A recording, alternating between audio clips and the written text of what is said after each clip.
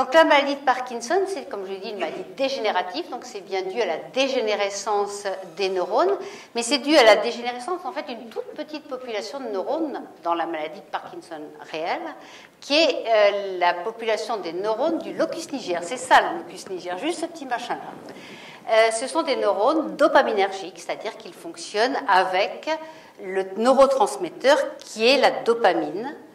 Projeté sur le cerveau de profil, là, on voit ici le locus niger en rouge et sa projection sur le striatum. C'est la boucle dite nigrostriée. Comme vous voyez, c'est une toute petite partie du cerveau et c'est une petite partie des voies dopaminergiques, parce qu'en fait, tout le reste qui est dessiné là en bleu et en jaune, ce sont les autres voies dopaminergiques cérébrales qui, elles, ne sont pas concernées dans la maladie de Parkinson ou très peu.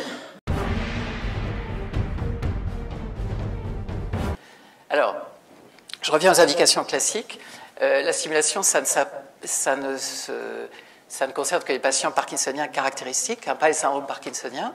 On reproduit l'action de la dopa de manière plus longue et plus durable, donc ça ne marche que dans des pathologies dopa sensibles. Et donc, c'est vraiment, il faut vraiment des critères très... Voilà, peu importe cela, c'est les traitements, en fait, c'est les critères classiques dont vous avez parlé avant. Mais donc, il faut vraiment une maladie de Parkinson clairement identifiée. La durée d'évolution supérieure à 5 ans, c'est ce qu'on dit classiquement. C'est aussi pour éviter que se glissent là-dedans des syndromes parkinsoniens qui auraient pu imiter le parc et qui se dégradent tout à coup, et puis on les opère et on s'aperçoit assez vite que finalement on a opéré les mauvaises personnes.